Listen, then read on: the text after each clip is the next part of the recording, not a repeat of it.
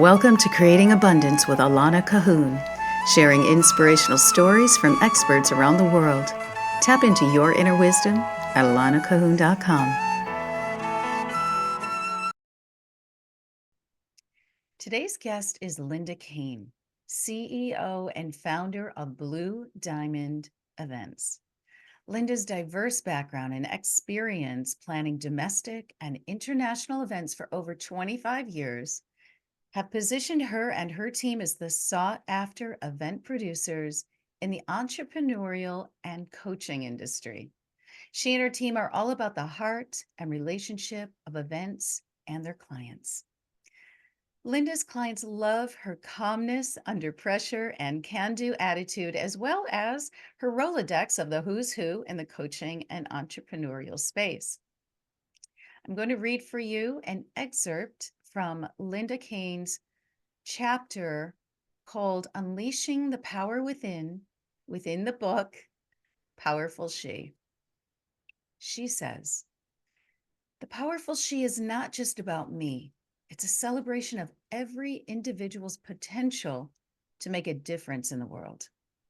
Through integrity, authenticity, and the relentless pursuit of excellence, I have channeled my passion for events to touch the lives of many." And with that, let's welcome Linda Cain. Hi, Linda. Hi, Alana. Happy day. Happy day. Every day. Every day is a Every great day. day. Yeah. Absolutely. I try to wake up and say, today's a great day. Today's an amazing day. And if I forget, I'll remind myself later on in the day. It helps, doesn't Yeah, it? it helps. Absolutely. Yeah, it gets the day going. So tell us a little bit about yourself. Um, where are you? How did you end up as this incredible producer of events for transformational coaches and entrepreneurs all across the globe? Oh my gosh. Well, a long time ago, no. Um, when I was in high school, I was working for a catering company. I'm born and bred here in Southern California. I've lived here all my life in what they call the Inland Valley. We're near Pasadena, if you know the Rose Bowl every year. Arcadia, where there's a racetrack. That was my playground. That's where I grew up. And I like to say I'm an hour from anywhere because we can get to Lake Arrowhead, Big Bear within an hour to go snow ski. We can get down to Newport Laguna Beach within 35, 40 minutes to, be with at the ocean.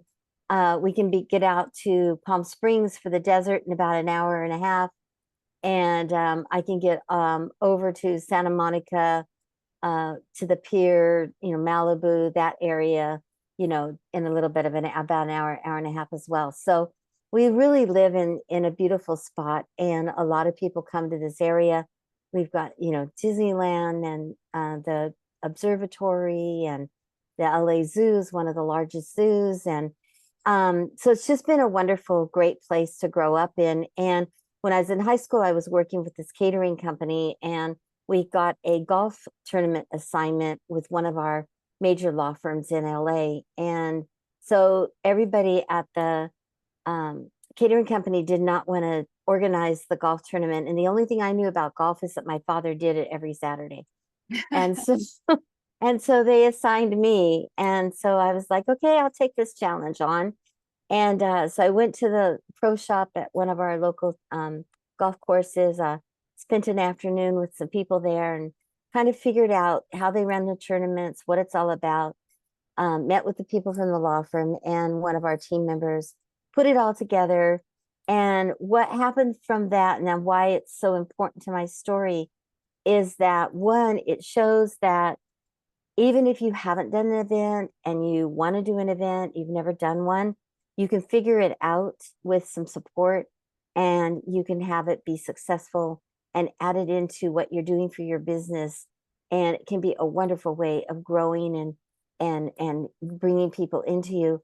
And what happened for me is that I realized that really anything is possible. It's just a matter of knowing how to do it, figuring it out, having the right resources, and bringing people together. And so after this tournament, the firm called me back. They gave me an intern that summer, And that fall, I started in their marketing and events department. And I was with them for 10 years, and we did a bunch of amazing things. We ran some trade associations. We got to work with the LA Zoo in their fundraising that they do for the animals.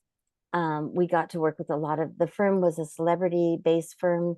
We did a lot of international programs. We had a lot of celebrity clients. So we got to work in a lot of those different things. And at the end of the day, it was, I probably did just about every kind of an event that you can think about, including helping our partners with their international trips that they like to take.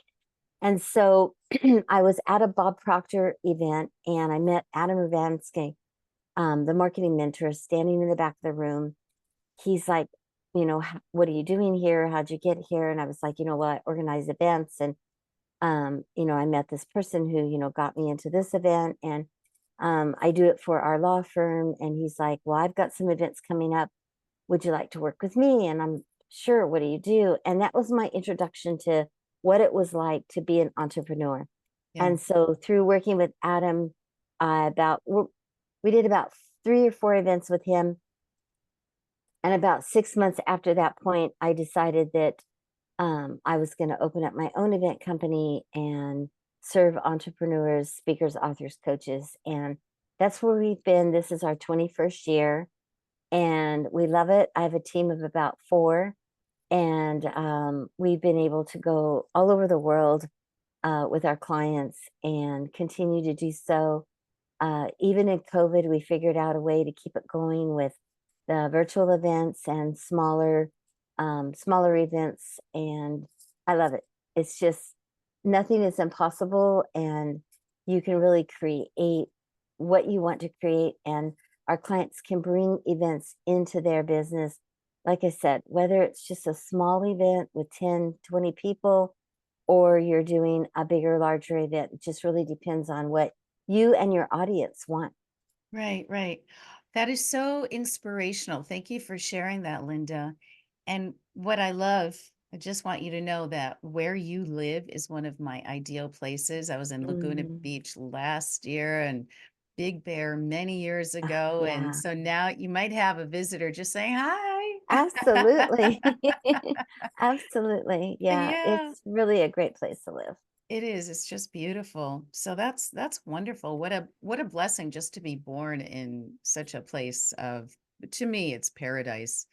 Um, and then that you said anything can be done with, you have the mindset and the resources. And I think that's a really important piece for entrepreneurs. Any entrepreneur out there listening to this, if you're thinking about taking your idea into the world as your own company, as a solopreneur, even as a solopreneur, it's important to have a team in place. So can you give us an idea of what that was like for you when you start, or, when you actually realized that you needed to hire support, and how did you do that?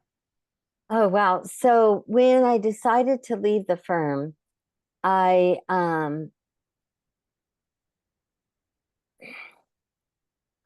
I sort of just looked around at some people that I was already working with in Adam's group to see what they were doing. And back then, having a VA it wasn't like having a VA now where there's teams all around the world. It was really looking to the local, resourcing what you could do Yeah. locally. And I went to a work fair at a local high school, and I got invited to come and speak about what it was like to be, doing events and working in the firm at the time. And so I did this work day, and I asked who in the class was interested in hospitality industry and, learning how to do events and things like that. And this gal raised her hand, and she was like all in her little cheerleader outfit. And I was a cheerleader in high school, so we had this immediate kind of kismet. Anyway, her name is Lisa Benavides. And so she started with me 3 days after graduating high school and has been Oh, with me ever since. So she, oh, what a great story. yeah.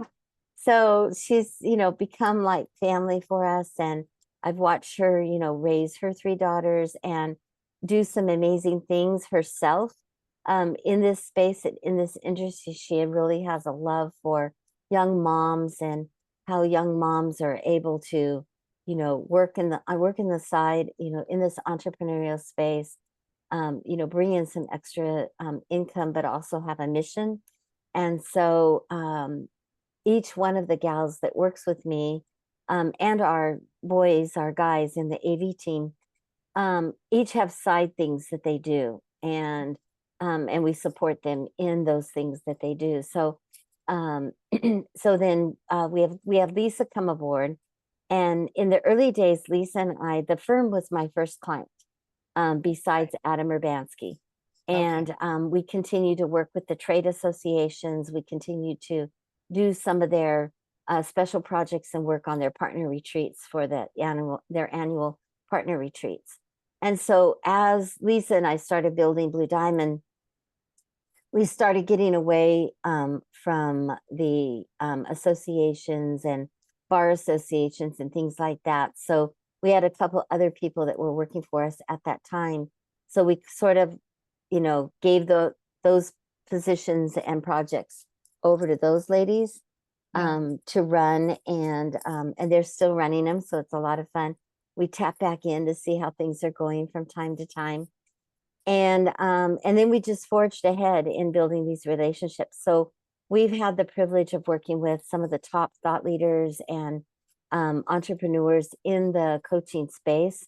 Rich German, Milana Lashinsky, Lisa Cherney, Lisa Sasevich, Cynthia Kearsney. We ran the Unstoppable Foundation and fundraising event for several years. Gosh, the list just goes on, and it's just been a lot of fun. And most of our clients, we have long-term relationships with our clients, and what's really great is people will do events 3 or 4 years, and then they'll take a break. Maybe their audience has changed, or they're trying something different, or they want to go and like Rich German right now is all about his Project O and raising funds and awareness for cleaning up our oceans, especially along the coast of California and north and south of us. And then, but there was a time where he went away, then he came back, then he went away, then he came back, and so it's just a lot of fun because our clients are here for the long haul and the long term with us. Sounds very, very exciting. Really Mhm. fantastic. And I recognize some of the names. So how Yeah. exciting to not only support these influencers, leaders in personal and professional development, uh, but to be able to learn, like I've run some events myself in the past.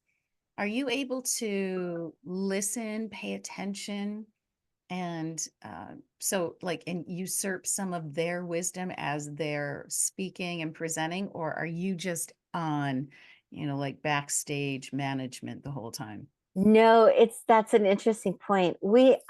Every event I go to, there's a light bulb somewhere. It's either it's like, oh, I need to do that for myself, or oh, that'd be great to, that doing that would be great to do as a team. We can do team building on it, or we could do, go have a spa day ourselves, or whatever. But there's our focus is our client, and so that's primarily what we try to stay in attention to. Reading the room, how is the room responding? What often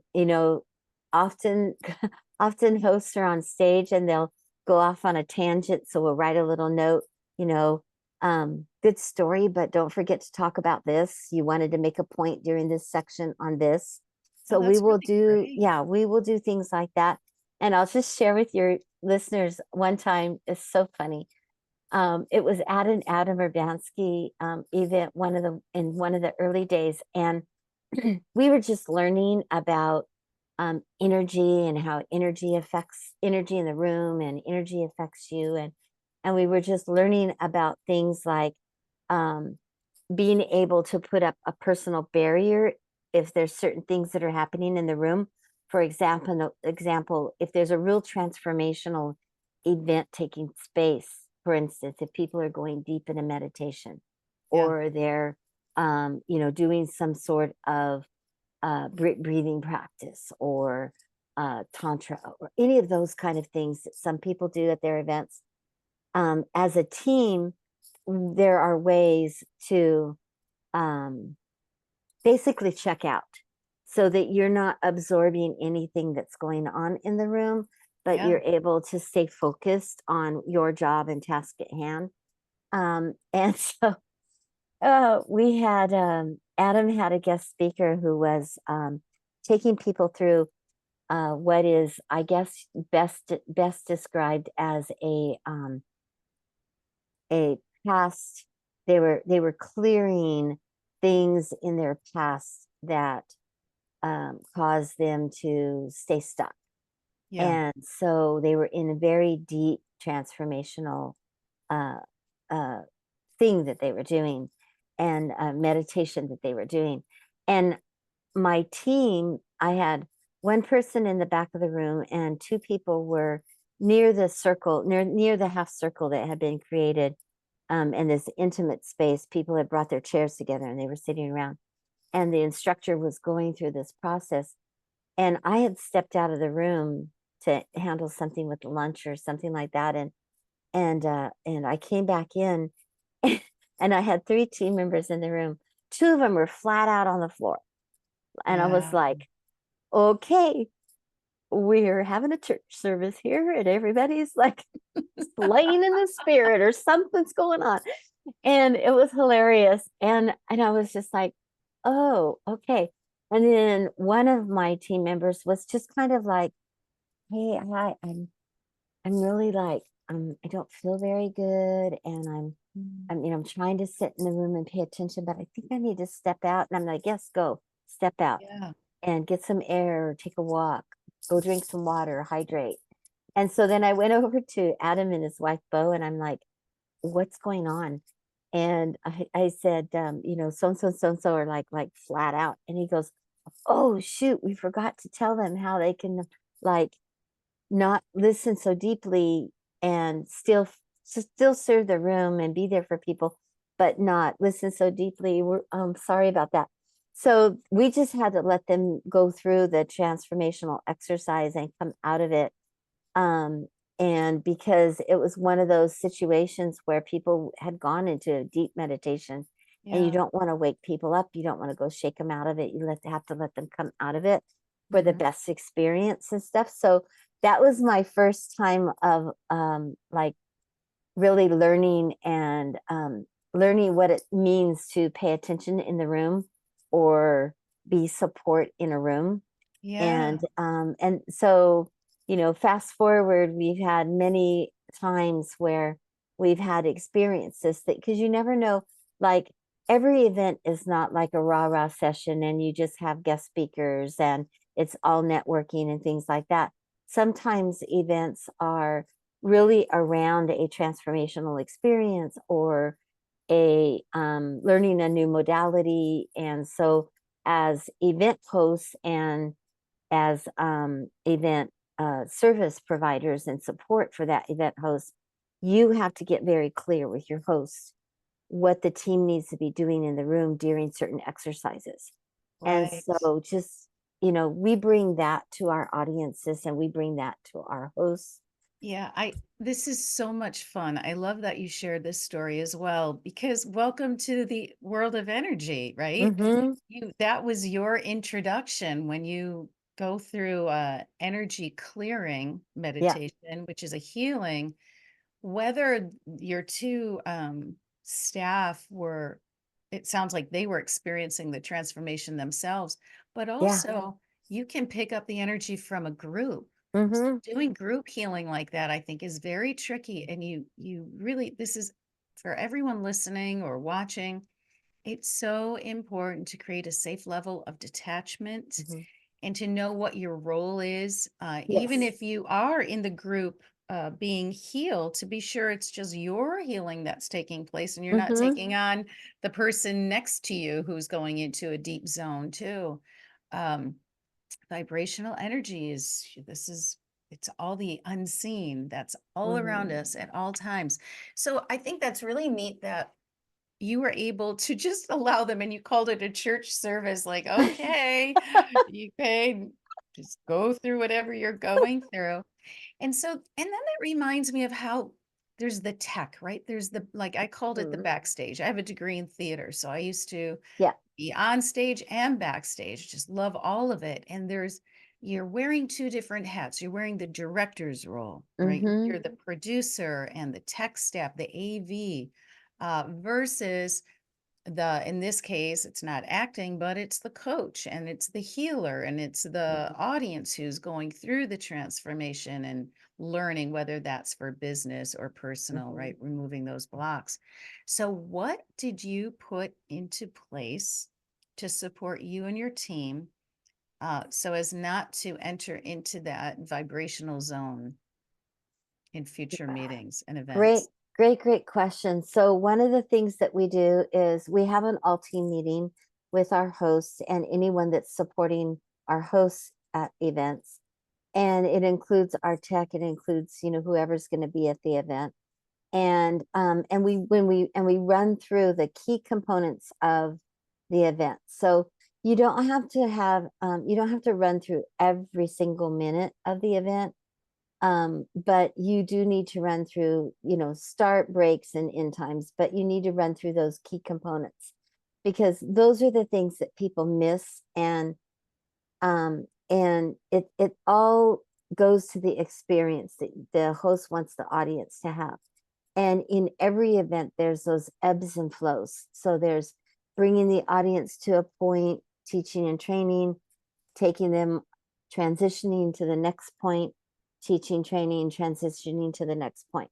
And whether it's our next guest speaker is going to be so and so, and then we're going into networking, there's still an ebb and flow in that. You want it to take um, it's like going down a path and you're traveling across the US and you're going to see sights.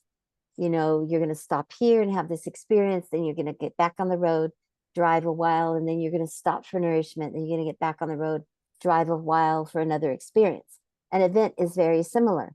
And so whether it's a true deep transformational event or it's just a regular 3-day enrollment program where you're trying to sell into your high ticket offer, those events have energetic ebbs and flows. And so as a support team, you want to be aware of those key moments. You want everyone in the room to be aware. So you want everyone paying attention. A lot of audiovisual and tech teams are brought in virtually and in person, and they're just sort of there. And they don't really know what is happening in the room. And they're just kind of there to do their job. They turn the speaker on, they play some music, maybe they play a video, and they're just looking at the production piece and they're not really tapped into the energetic piece. So one of the things that we learned early on is to how to tap into that energetic piece for everyone. So our tech teams will get a debriefing as well.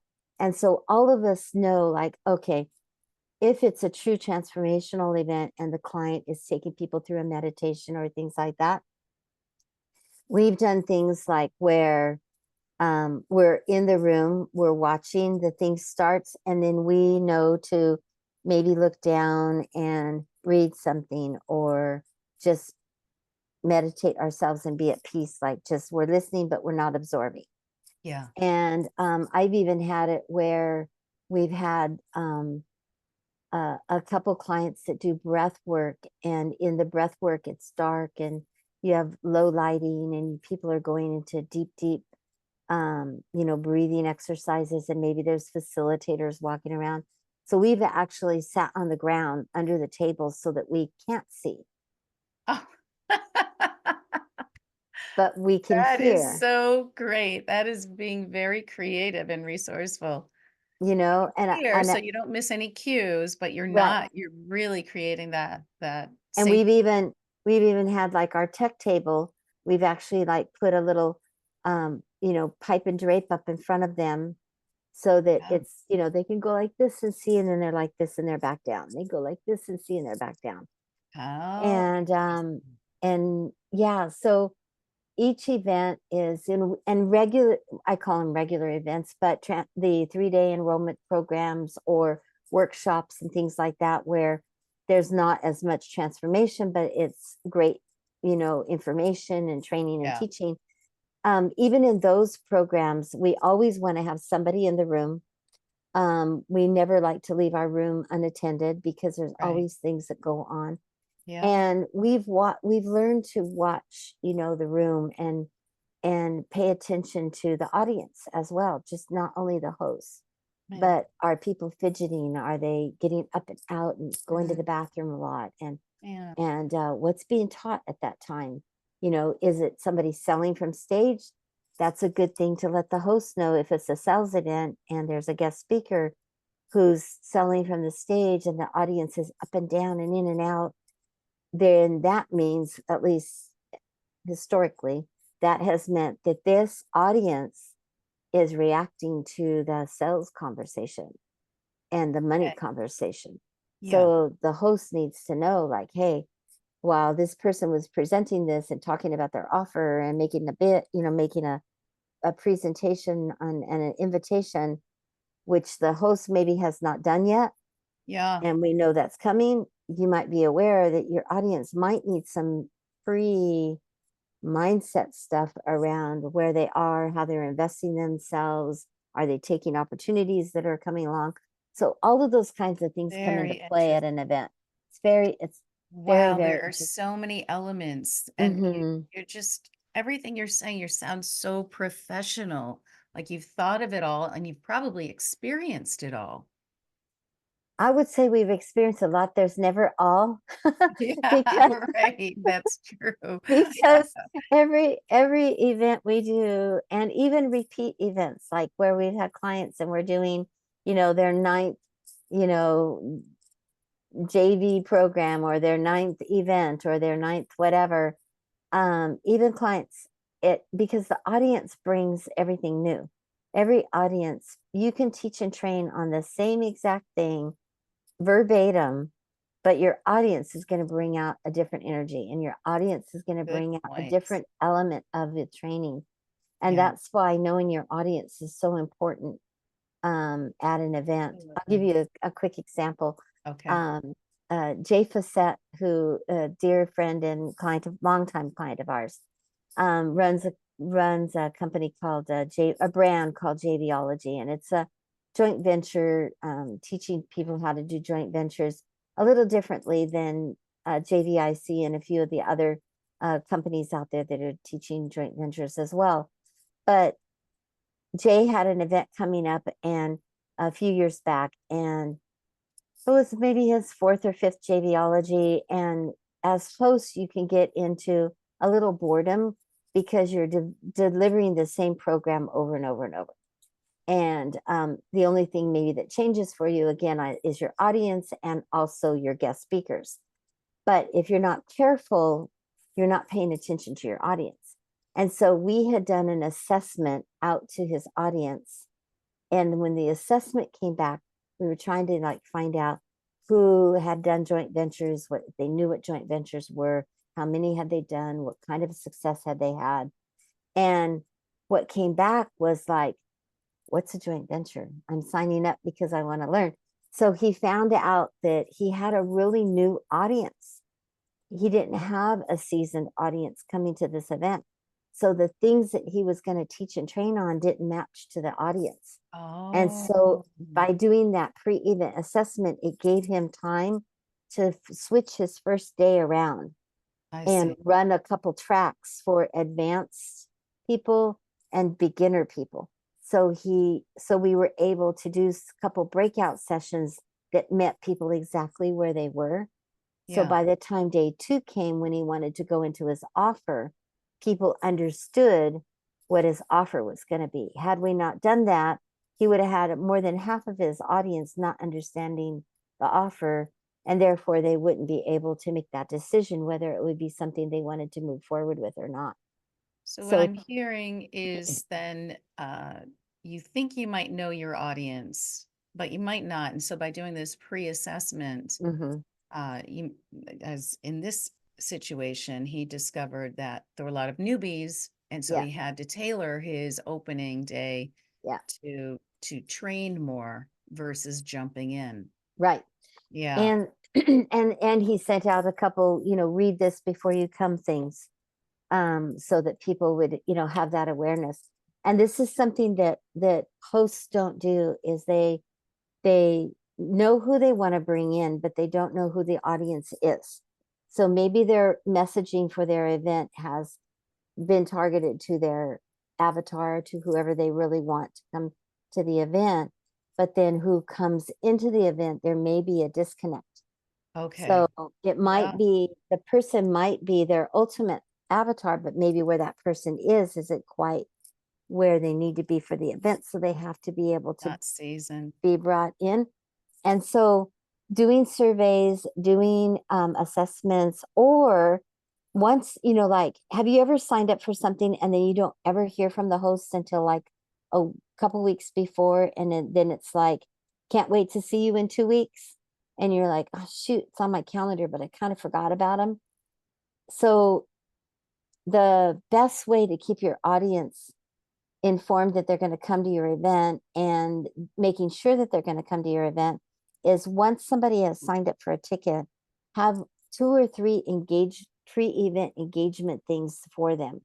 So either invite them to a special webinar where they're going to meet some people, or send out a survey, or send out something for them to do, or here's 10 tips, or know this, or practice this, or read this before you come, and have some pre-engagement. It keeps you front of mind, and also it makes them feel like they're getting a little bit of pre-event education and connection, and so they're learning a little bit more, and then therefore they're going to be more excited to come.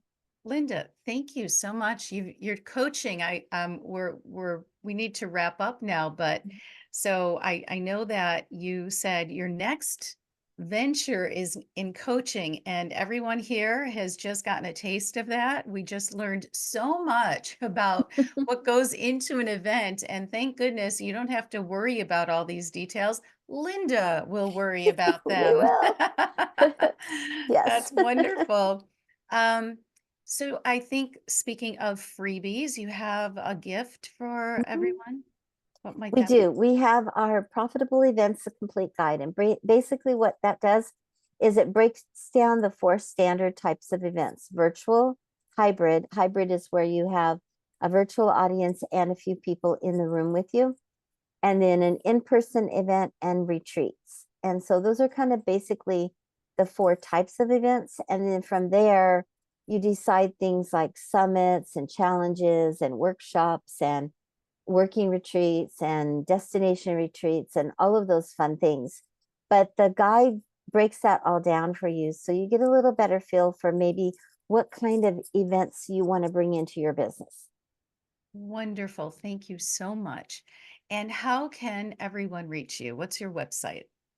Our website is Events by Blue Diamond, And that's and BLU, not right, no E. BLUE, Blue Yes. Diamond. Mhm. And And and the social, reason any for place? the no E is because one of the rarest diamonds in the world is a blue diamond, and it was a, I forget, I should know, but it's escaping me this morning as to which king discovered it and gave it to which queen, but but um it was someone, I don't, it was one of the French kings, but anyway, and they left the E out of it, so we adapted the BLU because it's rare, and that's what we feel we are. Oh, We're rare. We beautiful. feel like we are rare in the industry. You are the rare diamond. Events for coaches, entrepreneurs, authors, and speakers. Well, thank you very much. It's been a pleasure. And to everyone listening, whether you are watching the summit or listening to the podcast, um, Remember, it's about creating abundance for radiant health, wealth, and happiness. All you need is a plan, an idea, and step into it. Yeah. Believe in yourself, and you'll get everything you need to move forward. Until the next time, namaste.